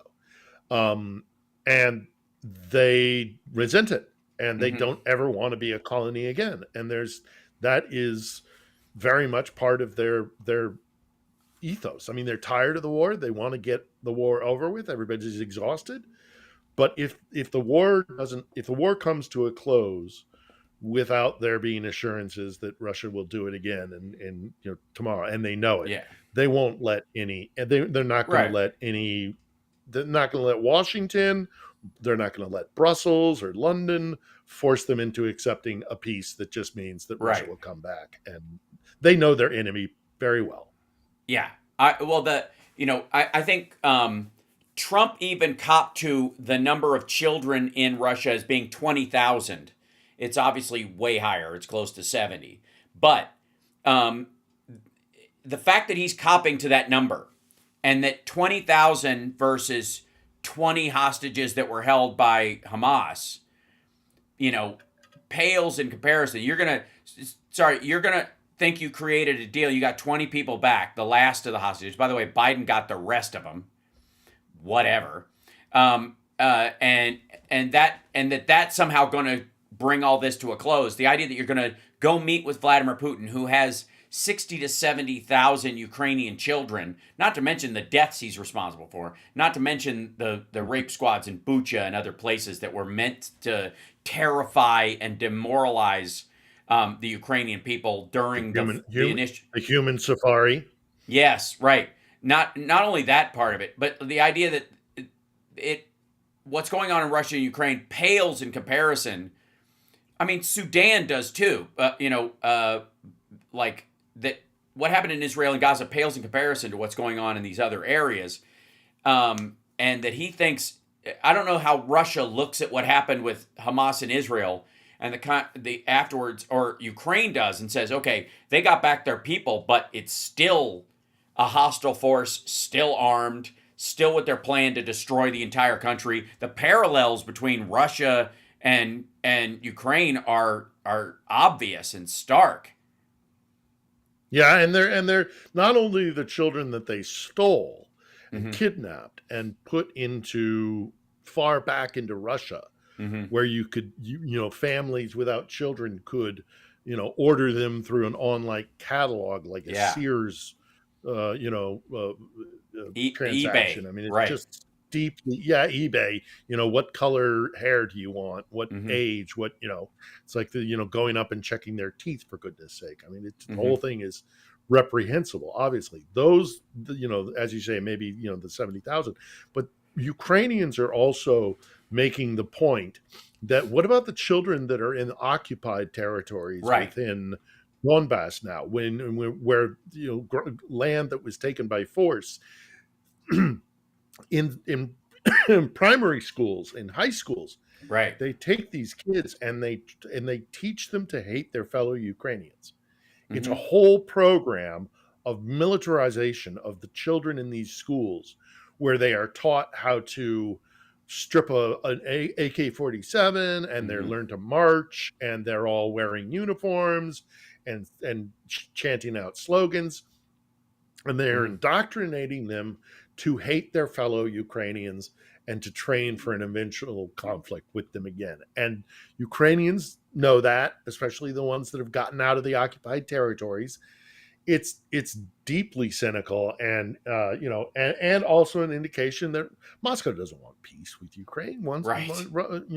Moscow wants to dominate it again. It's all the same absurd thing. Yeah, let's take a break. We'll be back right after this. It's the House Sparks Radio program, Mega Worldwide.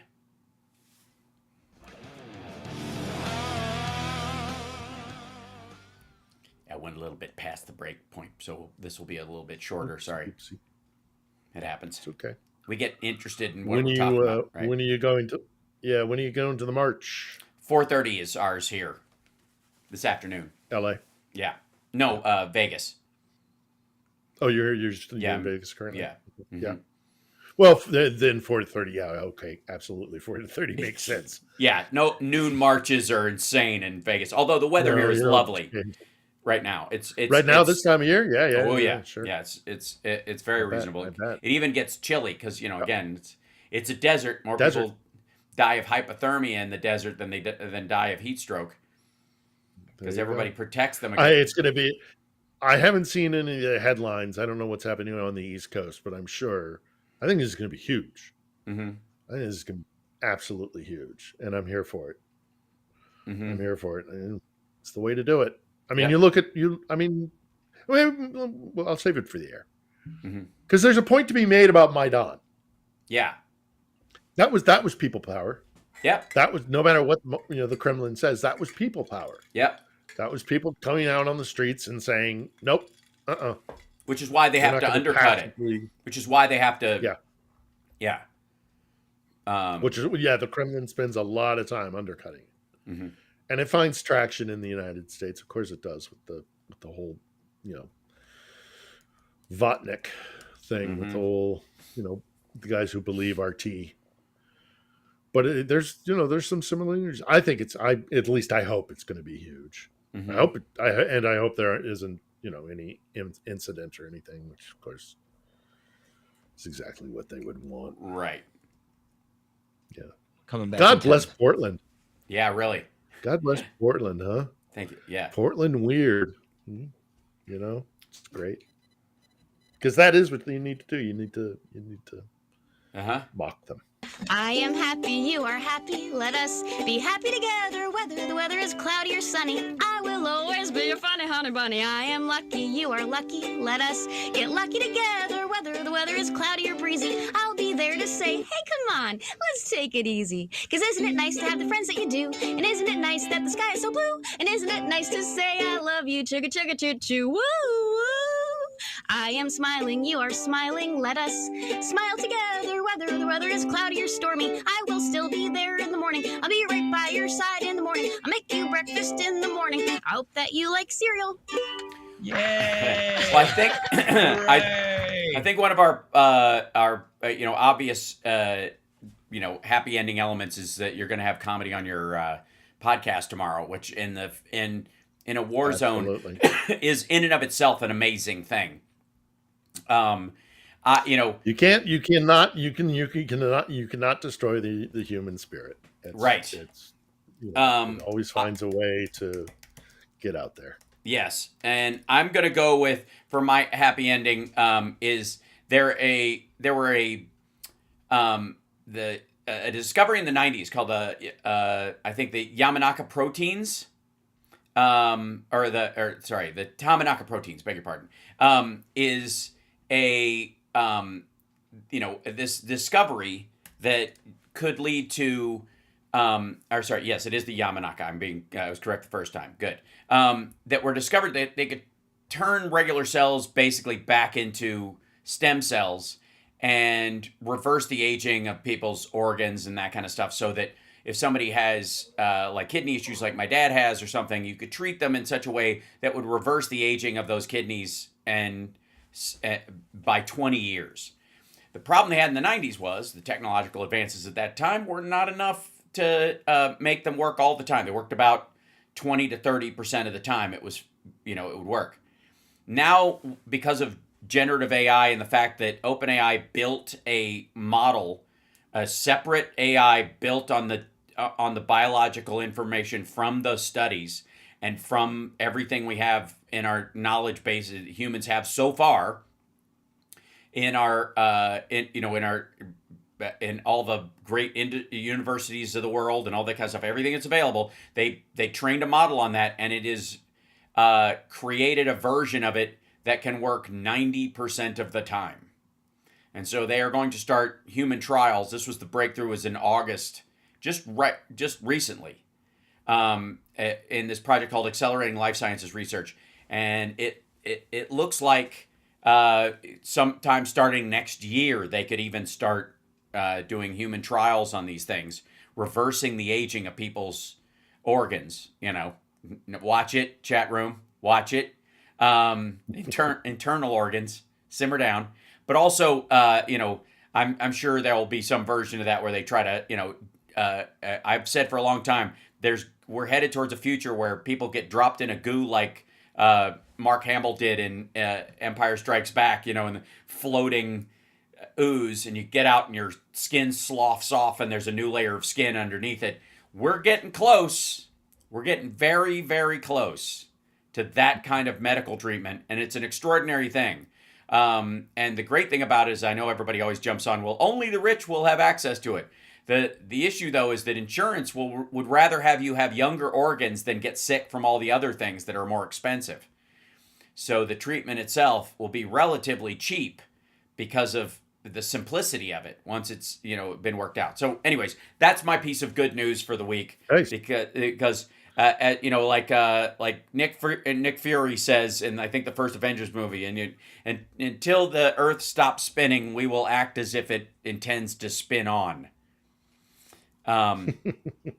That's right. Well, my happy ending. First, obviously, thank you for everybody should listen to Anton. Anton is a great voice for Ukraine, and he's a funny guy. And so I knew that as a fellow stand-up, I'll hope you take a look at it, and you'll find that Anton's a comic to another. I think you'll recognize his ability. It's a really good episode. But before we leave today, obviously I have to if I had a teleporter and I could step into the teleporter and be with you in the States, I would do so. But it takes me about 3 days. Sure. From Kiev to Poland to the United States. So I am there in spirit with you for all of you who are going to be taking to the streets today. And I remind you that, change in Ukraine happened because people refused to acquiesce to a illegitimate and damaging government. And they just by going out there and being loud and being seen, it terrified the establishment and ultimately led to violence. And I hope to, goodness that, obviously we all hope for a peaceful day today, but I encourage you to take the example of the Ukrainians who said, nope, we're going to take control of our own destiny, and we're going to stand up, we're going to take to the streets. And additionally to that, I, in my many years as a conflict reporter and a foreign journalist, I have been to places where they have lost their liberty. Yeah. And where civil wars have raged, and where instead of discourse, violence is used. And they live under despotic governments, whether it was Saddam Hussein's Iraq or Gaddafi's Libya, or a lot of different places, Milosevic's Serbia. You don't want to lose your liberty. You don't want to lose your liberty. So, I know that obviously I'm maybe preaching to the converted, given our audience, but I still want to encourage you, if you're on the edge about it, or no pun intended, if you're still deciding whether or not to get active today, whether you think it's an inconvenience or you just can't get off the couch, or change your mind, get out there or do something, because this is a hugely important thing. And I've seen what it looks like when you do live under an authoritarian, and you don't want it. So, get out there, folks. And I know we're going to, I have faith in the American people. I think I think our voice is going to be heard today. Yeah. And I think it's going to be heard quite loudly. And I know they're terrified. They're terrified. And the ruling elites here in Ukraine, the Russian-backed Moscow ruling elites, they were terrified. Yeah. When the people came and they didn't leave, and they stood and said, nope, this is something important to us, and so we're going to stand. It scared them. It scared them no end. And, and now Ukraine is working on getting to a better place. Yeah. And they're being active about it. And they're fighting for what they believe in. They're fighting for their liberty. They're fighting for their families. In big ways and small, even if you're just a comic with a mic in a room filled with traumatized people who are being bombed by Russians, like Anton does.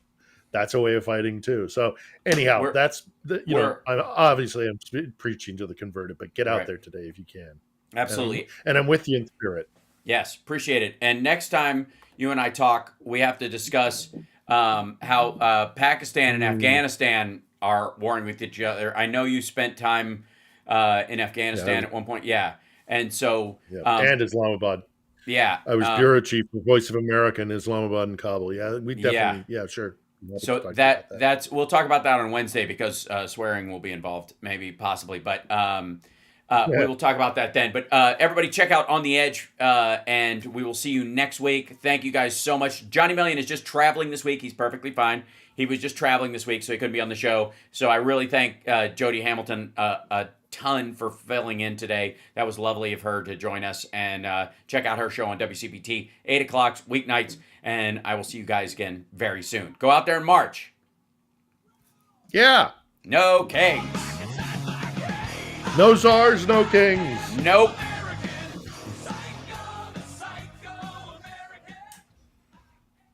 Excellent. All right. Thank you, brother. Thank you, Chicago. Right, there you go. Thank you. Thanks, Chicago. Yeah. All right. Shoot Jody. Shoot Jody my contact details. Will do. I'd love to be on their show. We will. All right. Absolutely. Happy marching. Yeah. Thanks a lot, brother. All right. Cheers. All right, have a good night. Bye. See you later. There he goes, ladies and gentlemen. And hi, chat room. Welcome back. You guys are awesome. Yes. Stay informed. Stay safe. Don't take the bait. No MAGA Kings 2025, 28. Yeah, sure. Yeah. Agreed. Thank you. Yes. Thanks to our mods. Thanks to everybody. Mark P and CSL and Andrea. And thank you, Cosmic Rose, for helping out Tara Devlin as well. Very sweet of you. Mark Creamer. Thank you guys so much. And I will see you guys later on. I'm going to go do some things that I need to get done so that I can go march later on. Yeah, we'll see you guys on Monday. Where's my little window? There it is. I'm trying to think. So much stuff going on. It's just crazy. And we're off the air right now. So, yeah. Have a great one, everybody. Much love. Take care of yourselves and take care of somebody else. All right. Whoops. Oh, that's funny. Playing 2 songs at once. There we go.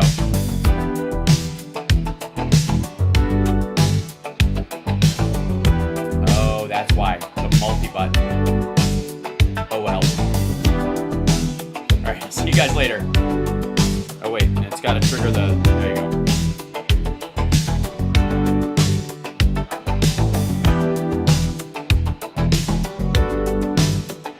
Thank you guys so much for the support today. Thank you for the likes. Thank you for the subscriptions. Thanks for the super chats. Really appreciate it, guys.